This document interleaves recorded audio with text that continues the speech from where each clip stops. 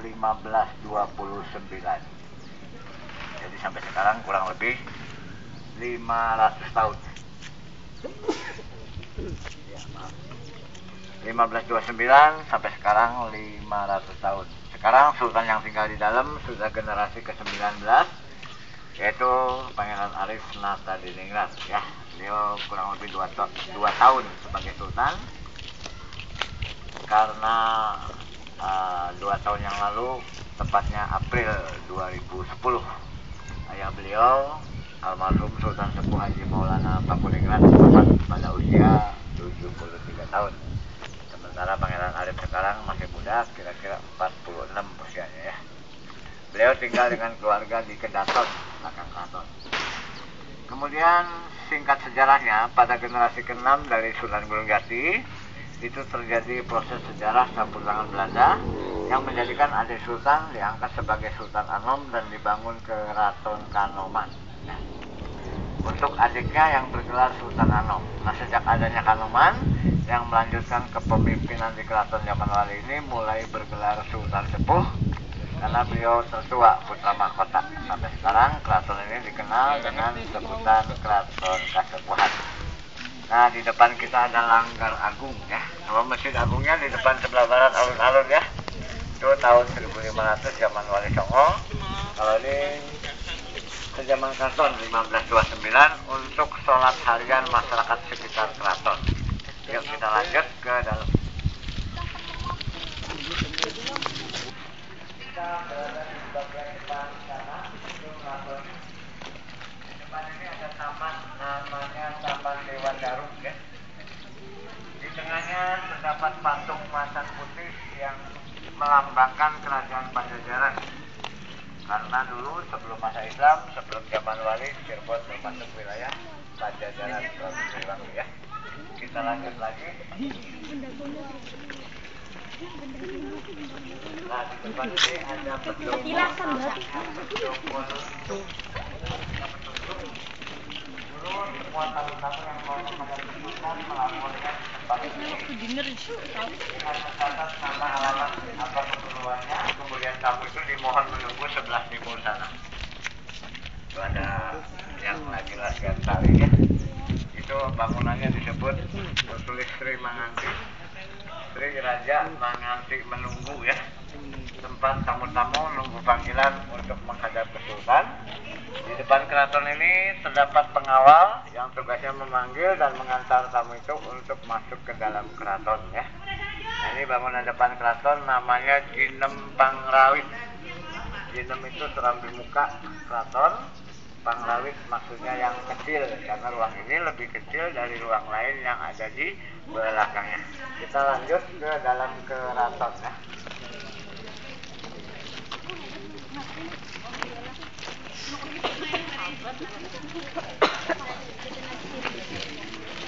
Nah, di depan kita ini ada pintu bertulisan Buk Basem.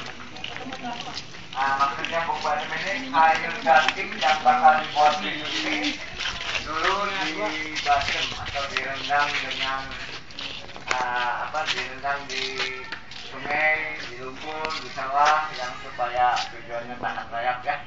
Sama dengan orang-orang sekarang di pedalaman di daerah itu, kalau mau bikin rumah kayu-kayunya sudah dikum, direndam dulu. Nah, ini satu pohon besar yang tidak bersambungan. Yang di depan ini ada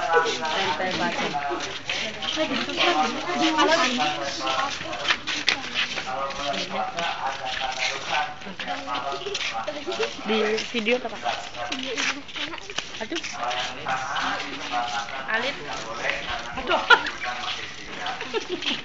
Ini mohon maaf, ada untuk melepas alas kaki ya. Alas kaki boleh dipakai. Alhamdulillah. Kenapa dipajang? Duit.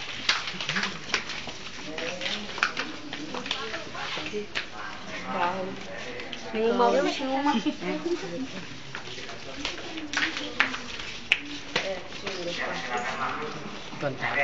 Semuanya, saat ini kita sudah berada di dalam istana Keraton Cirebon. Keraton ini awalnya bernama Keraton Pakumbati.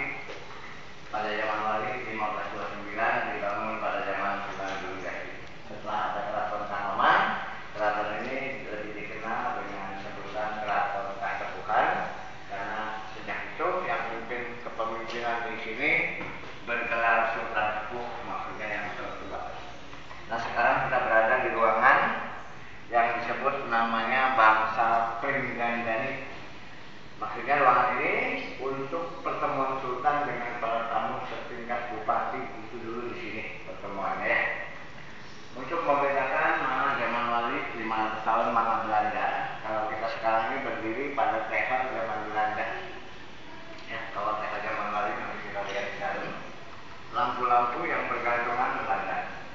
pisang yang putih itu belanda. Nah yang zaman lalu itu yang kayu ini yang hijau. Yang 500 tahun ya. Nah sekarang kita lanjut ke dalam. Silakan. Kita lanjut ke dalam.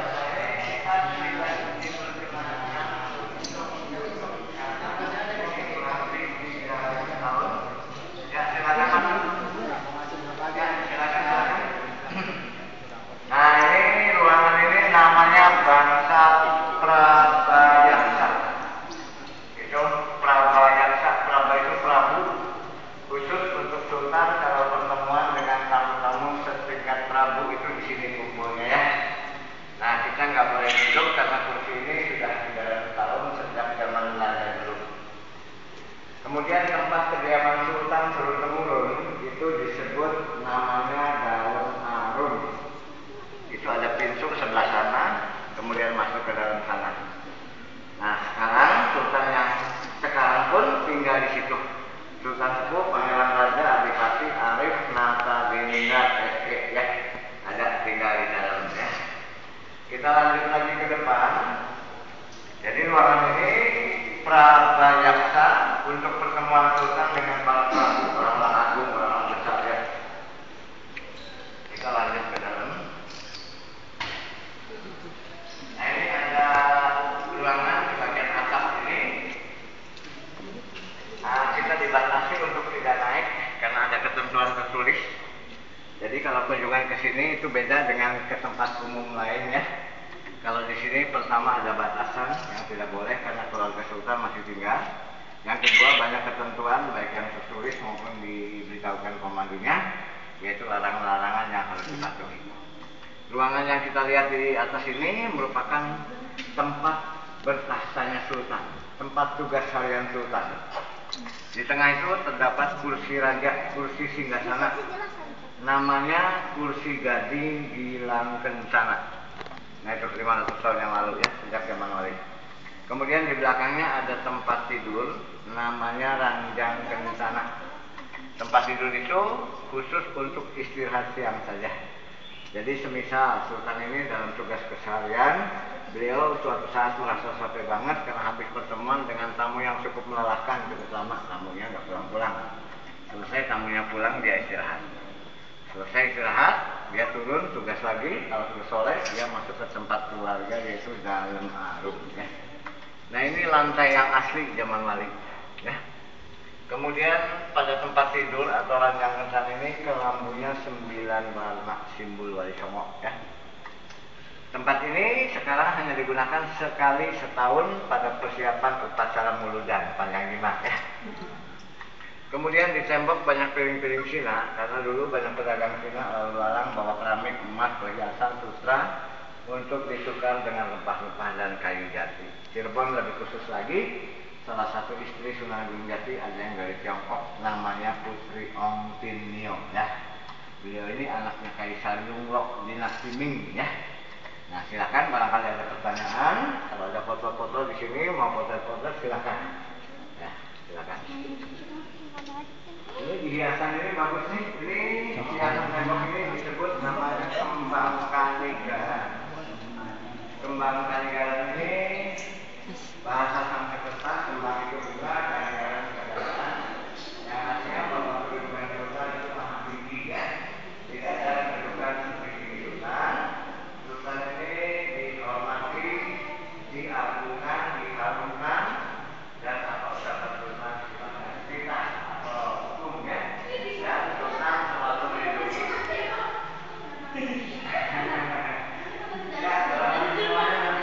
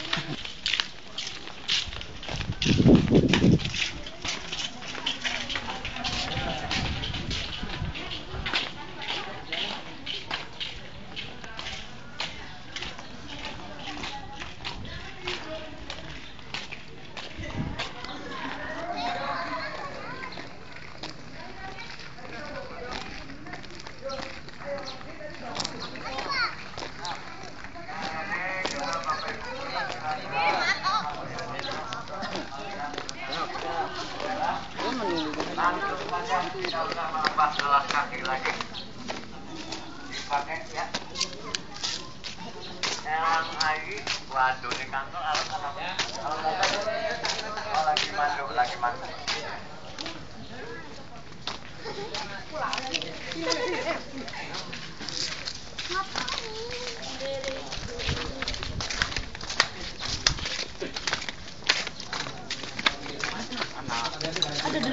Ada dia copot. Nah ini adik-adik, kita sekarang berada di museum yang menyimpan benda-benda kuno peninggalan zaman wali. Ya, ini para wali kita dulu kalau di Islam itu cara mengumpulkan orang hidup Buddha itu dengan tontonan ya. Ada tegum, rebana, wayang. Tujuannya untuk menarik perhatian mereka supaya berkumpul menonton. Setelah banyak oleh para wali tontonan diganti tuntunan semacam ceramah tausiah dakwah yang tujuannya menarik perhatian mereka supaya balik masuk ke Islam dengan membaca 2 kalimat syahadat. Nah ini peninggalan dari Cina. Namanya Ongtinio. Ini ada kotak jamu, cermin berhias, cermin perhiasan. Silakan difoto kali ini 4 atau 5 pos cepretan ya. Kalau kalian mau dilaporkan, dicatat. Gong sekati itu Pak, itu yang ditutup kain putih Pak. Iya itu gong sekati, gamelannya bernama gamelan sekaten. Gamelan sekaten, gongnya gong sekati gitu. Iya, karena sekaten itu ambil dari 2 kalimat syahadat, dari syahadat lain Pak. Jadi setelah aklamasi, kemudian hadiah dari para wali, suka-suka, rame-rame apa, senang-senang dengan menabung gamelan sekaten. Jadi caranya setelah aklamasi itu, baca syahadat, itulah para wali memberikan hadiah berupa kesenian pentasan gamelan sekaten. Jadi saatnya baca syahadat dulu. Nah ini peninggalan zaman Belanda ya, souvenir ya, hadiah ada perhiasan pengantin ini dari Cina. Kalau ini dari Sunan Gunung Jati, Istanbul. Ya, untuk tangan atas. Ini rampasan dari Portugis. Ketika Portugis diusir dari pelabuhan Sunda Kelapa, tepat tanggal 22 Juni 1527. Nah kemarin nih 22 Juni buat Jakarta ulang tahun. Maksudnya Gubernur DKI itu berterima kasih kepada masyarakat Banten, Demak, Cirebon, ya, karena itu pengeroyokan sehingga Portugis terusir dari Sunda Kelapa, kemudian nama Sunda Kelapa menjadi daerah Asia dan nah semua benda kuno ini setahun sekali diikuti secara tradisional. Setiap tanggal 1 sampai 10 Muharram, ya. Nah ini koleksi dari Putri Cina, keris, para prajurit, semua tersimpan di sini.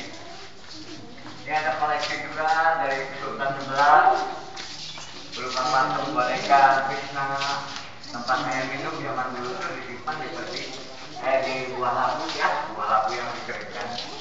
Sebelum ada ketel, teko zaman Belanda. Nah ini peninggalan Putri Cina sama ya. Banyak peninggalan Putri Cina itu karena Kemudian masa tombak. Tombak itu ada 4 macam, 4 jenis tergantung jumlah tajamnya. Ada yang eka sula, ada yang dwi sula, ada yang trisula, dan yang catur sula bertajam 4. Nah ini silsilah raja-raja yang berkuasa di kerajaan Islam Cirebon ini. Diawali Syarif Hidayatullah turun-temurun. Nah sampai yang paling bawah ini adalah almarhum ayahnya Pangeran Malik yang meninggal 2010 kemarin. Kemudian di sini ada baju-baju kepunyaan para putra putri zaman Sultan yang ke-10. Ya. Nah ini semuanya hadiah souvenir. Ada dari Cina, dari Kamboja, dari India, dulu dari pedagang-pedagang yang sempat dagang ke Cirebon, menghadiahkan ke Batam dan menghadiahkan baju ini kepada keluarga Sultan. Kemudian ini seperangkat alat untuk melaksanakan upacara adat anak umur 7 bulan. Upacara ini disebut upacara mudun lemak, turun tanah. Ya, awalnya anak duduk di kursi. Kemudian salah satu ada kiai sebagai pimpinan upacara berdoa supaya anak itu nanti masa depannya senantiasa sukses dan diridhoi Allah di masa depan. Setelah doa kemudian diturunkan lewat tangga yang bertingkat 5. Kalau di kampung-kampung itu biasanya tangganya terbuat dari pohon tebu ya. Tetap 5 tingkat. Maksudnya anak itu supaya selalu manis-manis, selalu enak terus ke depannya. Dan 5 maksudnya supaya anak itu tetap tidak meninggalkan kewajiban sholat yang 5 waktu sehari malam ya. Terakhir dimasukkan ke dalam kurung. Nah di dalam kurung inilah nanti anak itu akan memilih dan mengambil benda yang sebelumnya sudah disiapkan di dalamnya. Ada pensil, buku, perhiasan, padi, emas, uang dan lain-lain. Kalau diambil padi, wah misalnya bakal sukses di bidang tani gitu ya. Kalau ambil pensil bakal jadi orang pintar, ilmuwan, kerja di kantoran, wartawan ya. Kalau diambil uang bakal jadi orang kaya yang sukses, jadi pengusaha besar yang tidak akan kekurangan materi. Tapi semua ini hanya simbol ya. Tetap kita kembali ke Allah. Masalah anak bagaimana cara kita mendidik dan mengarahkannya. Nah dari sini kita melanjut ke Museum Kereta Singabarong.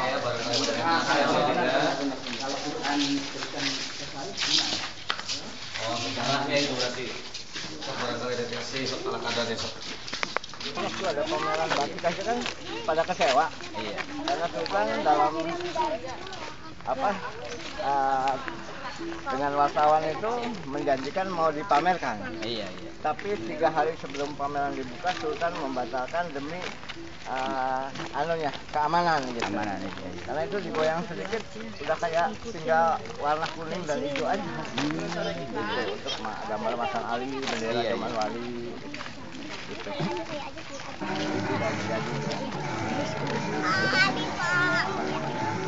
Kalau kan ada sekolahan seni di sini ya? Iya. Kelasnya di mana kelasnya? Ini Pak. Oh itu.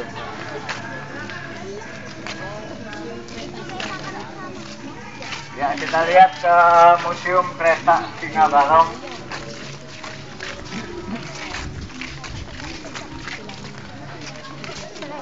Ya silakan kita masuk tanpa melepas, tidak melepas.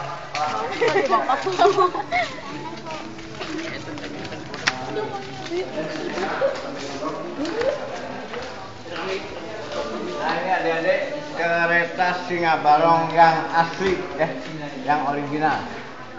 Kereta ini dibuat tahun 1549, 20 tahun setelah keraton ya. Keratonnya 1529.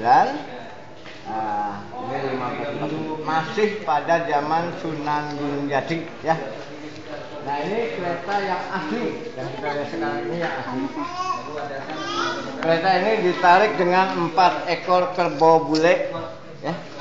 Kerbau bule untuk upacara kirap keraton. Terutama 1 suro ya. Ada kusir di depan, ada pengawal di belakang ya. Kemudian Sultan di kereta ini sendirian ya. Ya, Sultan di kereta ini sendirian. Untuk permaisuri dan putra mahkota masing-masing di tandu. Nanti tandunya kita lihat di belakang dengan kereta baru yang duplikat yang dipakai kalau kirap-kirap sekarang. Sementara kereta yang asli ini sejak 1942 sudah tidak digunakan, masuk museum sebagai benda cagar budaya yang dilindungi dengan undang-undang pemerintah. Ini tertua di Jawa ini. Dibuat 1549, terakhir dipakai 1942. Yang narik kebo bule. Ada kusir, pengawal, sultan sendirian. Permaisuri dan putra mahkota masing-masing ditandu ya. Silakan barangkali mau foto-foto di sini. Ya, mau foto bareng lagi kayak tadi boleh. Nanti bapak yang ngambil lagi. So. Ya, barangkali mau foto bareng lagi. Putar saja duluin, fotonya. Ya, yang tadi kamera yang sini. tadi. Terus mas sini. Nah, mana? Laki-laki kanan kiri. Ya, fokusnya. Awas jangan video HP apa kamera ya. Iya, siap. Ya udah, Yang laki-laki depan dulu. kanan kiri. Yang dekat kereta Siwan. Untuk perjalanannya, kalau yang asli ini badan kereta yang ini masih pohon besar kayak betul yang tadi di depannya. Tidak ada sambungan ini, pecah karena ratusan tahun. Asli ya, satu pohon. Yang hitam ya. Nah ini tombak panjang ini. Tombak panjang ini untuk pasukan pengawal raja. Ya. Kalau sekarang pasukan presiden. Kalau dulu namanya pasukan wira raja, pasukan pengawal sultan ya.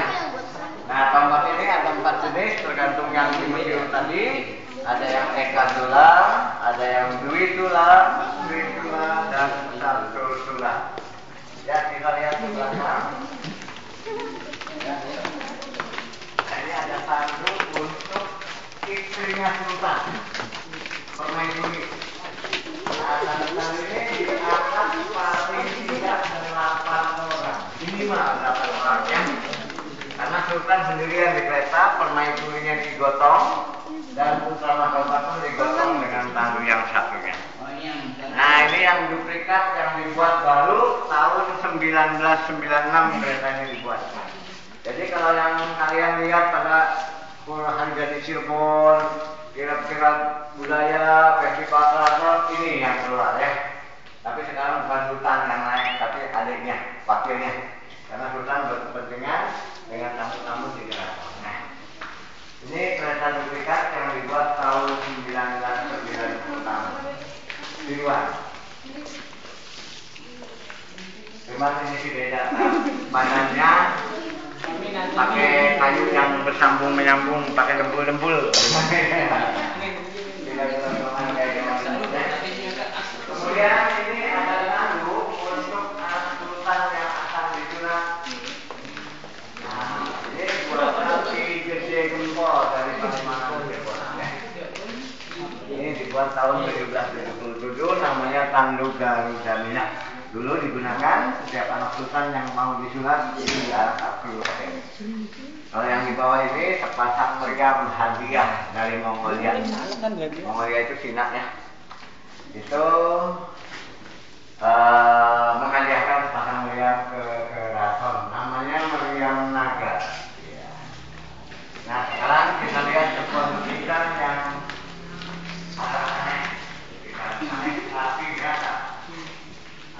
Apa itu? ya, ini gambar daripada Raja Pajajaran, kakeknya Sunan Gunjati yang dikenal dengan Prabu Siliwangi. Ini sebutan dengan gelar-gelarnya Sri Baduga Maharaja Prabu Siliwangi. Tapi gambar Prabu Siliwangi yang kita lihat ini berdasarkan impian pelukisnya. Pelukisnya dari Sansang Garut, Jawa Barat tahun 2004 bernama Rido. Pelukis Rido ini pengen sekali menggambar Prabu Siliwangi. Dia kesulitan menentukan seperti apa karena dia hidup pada abad 14 yang lalu. Saking niatnya yang kuat, dia banyak berdoa kepada Yang Maha Kuasa supaya dapat petunjuk. Nah, kemudian suatu malam pelukis ini bermimpi dalam tidurnya bertemu dengan Prabu Siliwangi seperti yang dia gambarkan ini. Kemudian setelah dilukis jadi sesuai dengan impian beliau, pelukis ini, kemudian pelukisnya punya niatan yang kuat. Nah, inisiatif yang kuat untuk menghadiahkan gambar lukisannya ke Sultan zaman almarhum yang meninggal dulu tahun 2004. Setelah diteliti, pelukisnya juga bercerita tentang keanehan yang ada pada gambar ini. Keanehan ini semata-mata karena pelukisnya yang pintar. Ya. Di sini ada 3 keanehan pada gambar ini. Coba semuanya lihat ke gambar. Kita lihat matanya. Mata ini akan memandang ke semuanya yang ada di sini tanpa kecuali. Ya. Dimanapun adik berada, dia pasti dilihat, dipandang. Ya. Kalau nggak percaya, pindah. Nah, ya. Jadi ada yang ngumpet dimanapun dia akan ya. Matanya kemana-mana. Ya, geser kemana-mana. Oke. Nah itu baru yang pertama. Sekarang yang kedua. Yang kedua coba berputar lagi kayak tadi, sebelah sini, di sini, sebelah sini semuanya. Ya. Iya sih Bapak dalam bahasa. Ya. Tengah, di tengah. Nah, sekarang sebelah sini kosong, ya. Sebelah sini diisi. Nah, udah. Stop. Semuanya diam. Perhatikan gambar. Sekarang yang diperhatikan bukan mata, tapi kaki yang Bapak tunjuk ini. Kaki dengan sendal yang Bapak lingkari ini coba baik-baik dilihat. Nah ya, baik-baik ya. Bapak tanya sama yang ini nih, yang putih nih. Kaki dengan sendal ini arahnya menghadap kemana deh? Depan. Kemana? Kemana? Depan. Kemana? Sini. Kemana? Sini Pak. Nah, sekarang ada dulu jalan ke sana sambil lihat ini. Sana. Lihat Pak, lihat lagi gerak. Nah, iya kan? Coba yang dari sana jalan sini. Sambil lihat kakinya. Awas. Nah, ya, ini yang kedua. Keanehan yang kedua. Sama dengan matanya. Matanya juga kemana-mana. Kaki itu kemana-mana. Kalau dia misalnya berhenti di tengah, ya dia nggak berhenti lagi dia. Ya. Jadi kakinya seperti bergerak begini. Nah itu yang kedua. Yang kedua ya. Nah sekarang yang ketiga. Tapi maaf yang ketiga ini sebelah sini dikosongkan. Semuanya agak ke tengah. Nah ke tengah. Iya stop dah. Sekarang yang dilihat adalah badannya. Badannya gemuk tapi pendek, ya kan? Iya. Gemuk pendek sedikit. Kita perhatikan mukanya. Mukanya serem, ya. Sepertinya tidak ramah. Sorot matanya tajam, ya. Jadi kayak marah gitu. Sekarang kita lihat badan saja yang gemuk dan pendek ini. Tetap pandangannya ke badan, sambil melihat ke badan, sambil geser bareng-bareng ke sini. Tetap melihat ke badan. Nanti perbedaannya ketika nyampe sini. Cok, lihat badan, geser ke sini. Nanti perbedaannya ketika nyampe sini. Terus.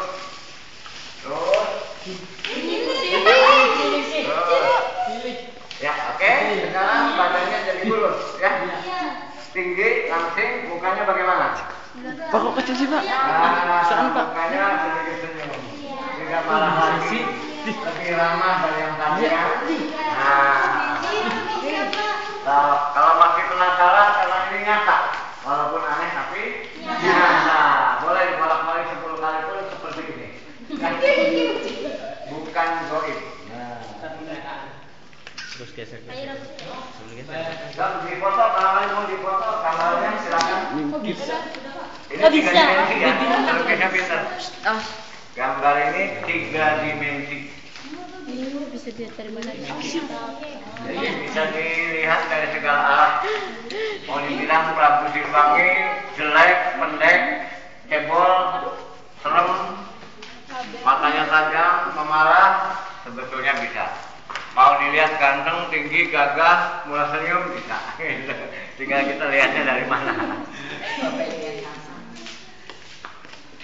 Prabu Siliwangi. Ya. Iya ya.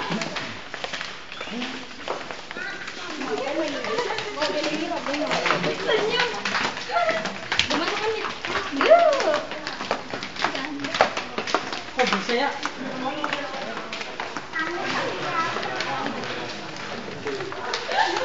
Tulis ini dulu.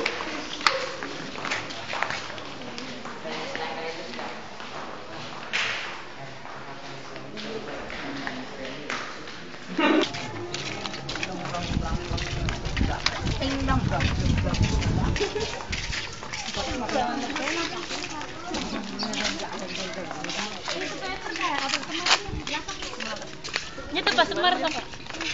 Semar itu kan ada banyu ya kan nganggo yang nimbak umur.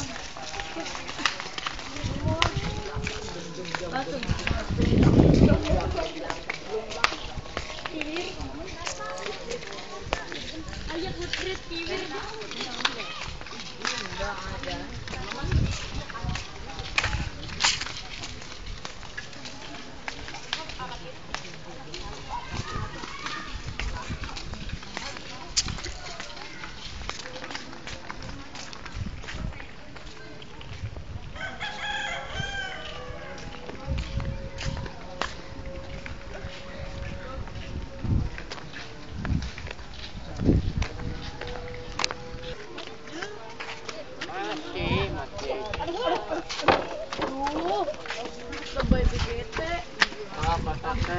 Siapa di sini, Pak?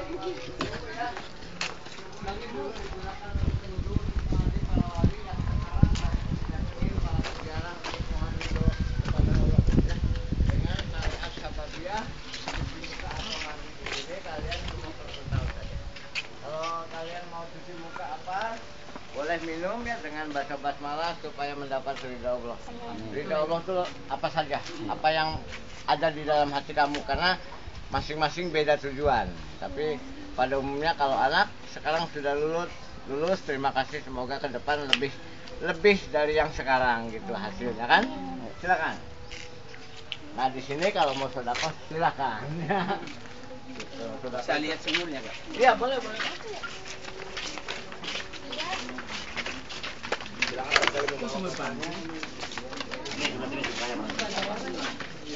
Mau lihat sumbernya, Pak?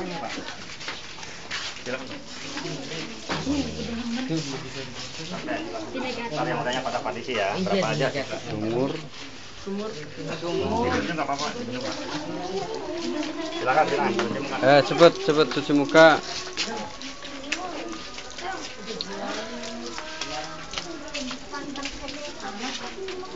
Cepet. Ntar yang udahnya pada kondisi ya, berapa aja? Ada apa? Buat mandi.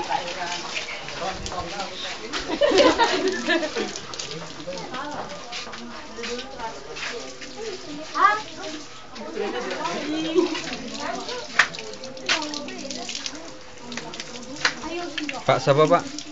Jenenge sih. Sumitro. Pak Sumitro.